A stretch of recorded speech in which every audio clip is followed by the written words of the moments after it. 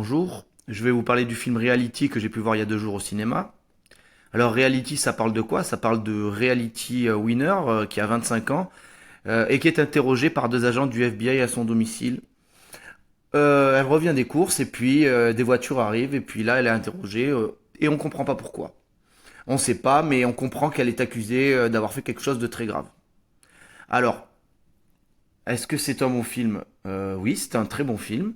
Alors les points forts, c'est le rythme. On s'ennuie jamais. Le film est coupé en 2 parties, on va dire. Il y a vraiment les 35-40 premières minutes qui nous mettent dans l'ambiance, qui font monter la tension avant de rentrer dans la maison.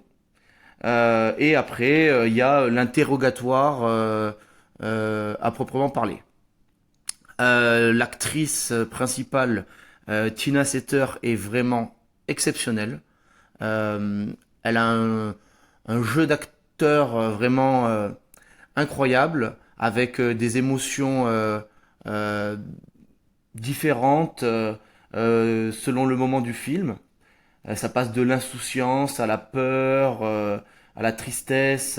Vraiment, euh, je l'avais découvert dans The White Lotus avec un rôle totalement différent de jeune fille très riche, pourri gâtée. Et là, c'est vraiment très différent. Euh, Ce qui est intéressant aussi, c'est que c'est une transcription officielle. Ils ont récupéré en fait l'enregistrement de la bande sonore de l'interrogatoire avec cette bande sonore, ils se sont servis pour faire le film au mot près. Et d'ailleurs, c'est assez, on le voit beaucoup dans le film. Et du coup, c'est très réaliste. L'interrogatoire, on ne sait pas forcément, on voit toujours des films pas forcément très réalistes. Là, pour le coup, ça nous montre un peu comment fonctionne un interrogatoire mené par le FBI. Et c'est quand même un film assez unique parce que j'avais jamais vu un film de ce type-là, euh, c'est-à-dire vraiment un interrogatoire pendant tout le film. Il n'y a pas besoin de beaucoup de budget là. C'est la moitié du film se passe à l'extérieur de la maison et l'autre à l'intérieur. Donc voilà, c'est vraiment un film unique. Alors au niveau des points faibles, il y en a un, mais il est quand même pour moi assez essentiel. C'est le contenu. Le film ne raconte finalement pas grand-chose. Pendant 35-40 minutes, effectivement, ça nous met dans l'ambiance, mais pendant 40 minutes, il se passe strictement rien. C'est une conversation avec le FBI qui ne porte pas du tout sur le crime qui aurait été commis. Et du coup, pendant 40 minutes, c'est même des fois déstabilisant. On pense toujours que ça va démarrer, que l'interrogatoire va démarrer, mais il ne démarre pas.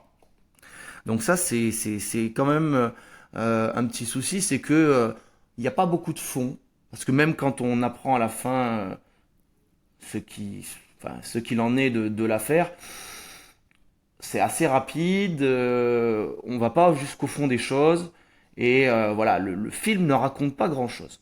Le film ne raconte pas grand-chose. Donc c'est vraiment un film qu'on va aller voir pour l'ambiance, voilà.